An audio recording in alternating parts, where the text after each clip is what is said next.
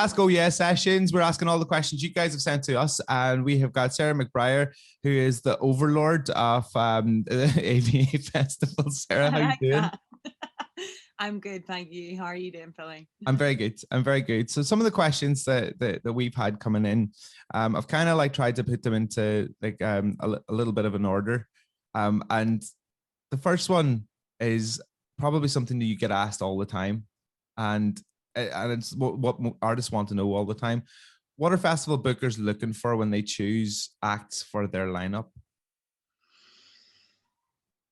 They are looking for something very unique to that artist that like has a spark. So yeah, like definitely don't try and go out and copy or be anything other than yourself, because that's what we want. We want someone who's unique and have their own individuality.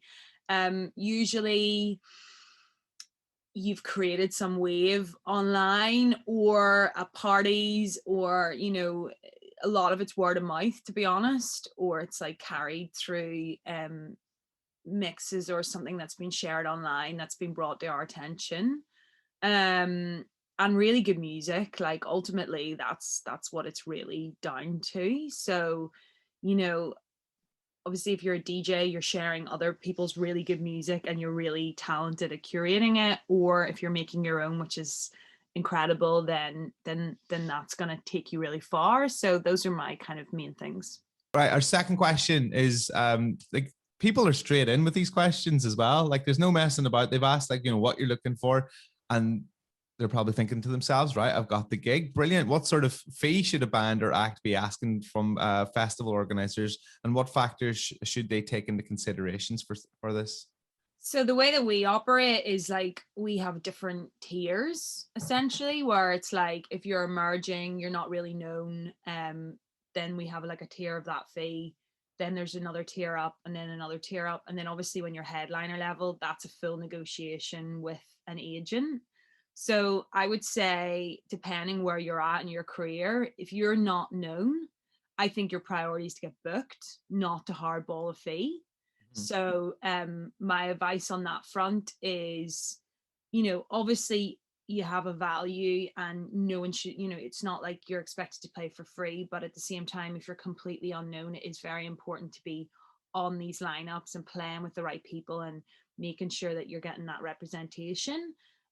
Whereas if you're at an agent level where you've been picked up, and that's usually because you're starting to become well known, then that really is the job of your agent. I can't really say like a figure, because it's really dependent on where you're at in your career. So my advice is, if you're not yet established and you're not doing many gigs, then I think you really take the lead of what they're offering you. Or vice versa, if you have been playing in multiple gigs and you're used to getting a certain level, then that's really where you should be pitching at. There's always this big question when it comes to playing gigs at the very beginning of like free versus exposure. Like where are you at with that? I mean, I think it's, if you're paying a festival, then yeah, I mean, we pay obviously all the artists that play on the festival. I think it really depends though.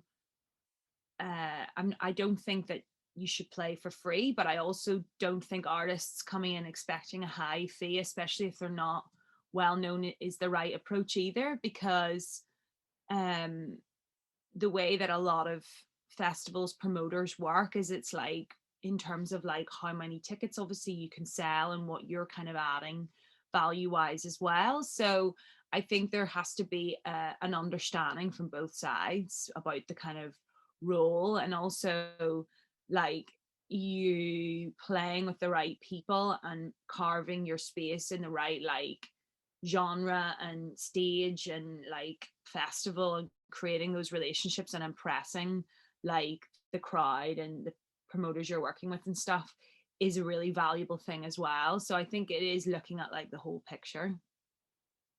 What advice do you have for someone who might be looking at you and they're thinking, like this, running a festival, starting a festival sounds like the best idea in the world. That's something that I would like to do, and they wanted to start it on a small local level. What advice would you give them?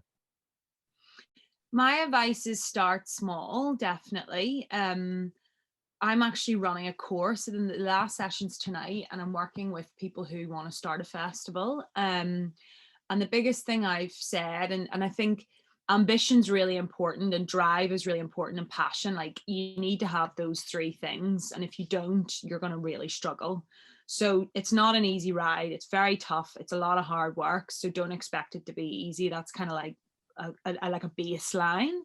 But then after that, I think it's really important to be ambitious, but it's also important to understand it takes time and it takes years to build something, not just like in terms of building a crowd and in terms of building, like, it's about building your reputation. You know, you can't get to a certain level without having the reputation with the local services, with like venues, suppliers, like all the different layers over and above actually having like the finances and like being able to sell the tickets and being able to handle like all the complexities that comes with organizing a festival. So I think my best advice is like, understand what you want to do, understand the area you want to work in, and then build something from the ground up, and know that it takes time, but just like build it and grow it, and have some other projects or other money earners on the go as well, so that you're not completely reliant on it. I think what was amazing about the Fire Festival film on Yeah, I Netflix, I don't love know if that. you've watched it, but I like pretty much like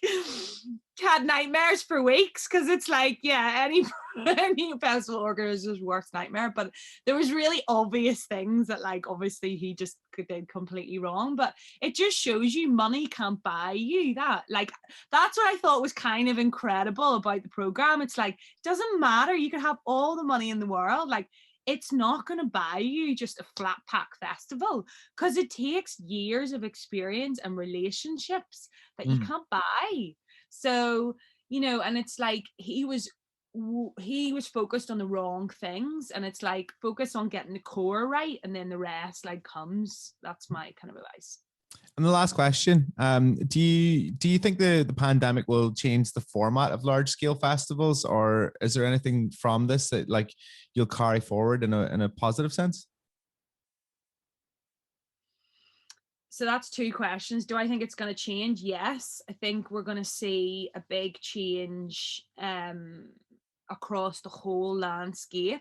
I think this summer and like moving forward for the industry is critical. So I really, really hope there is the support, and also that's from both sides, from both the audience and from the local like services and authorities. I think that's critical for the industry to carry on. Um, I think you're going to see obviously the majors being able to continue in cash flow, and I hope that it doesn't wipe out a lot of the middle and the smaller emerging. But I think there'll be definitely quite big impacts on that side of things, and I think that affects obviously like the whole ecosystem of the music industry. Like, live is such a key part of everything, like how you play, how you experience it, how people earn money and stuff. So that's something that is critical this year. And then what have I taken from it? I mean, it kind of goes back to your previous question. Like, I think if you build the core and you build like what you're about, right, like your audience still absolutely want, and there's still always going to be like a demand there, you know, and like that's something that's really clear to us. Like, we've actually grown in the pandemic, even though we haven't physically been able to deliver the festival. And what we've got planned for the festival in September is even bigger than what we've ever delivered before. And what's amazing is it's given us kind of time and space to focus on design and focus on other elements. And like, we did a really big stream of Max Cooper, and that was amazing. We had like 260,000 people across like 6 months watching this, and like that's mega for us in terms of something that happened whilst in the middle of a pandemic. So yeah, I think it's like about taking the opportunities of where you're currently at and kind of using it. Like, we had downtime, so we then had to like be able to focus on other things, which is a positive thing. And yeah, I just hope it all comes back. And I think I think there's definitely a massive appetite, but also it's just now about the authorities and the government and the support happening. And I saw the news there at the weekend, the Department of Community saying like the plan is basing it more on risk assessment moving forward. And that's exactly what they should be doing. They should be trusting now the professionals to be able to take it and handle it and move it forward. You legend. I love those answers. Thank you so much.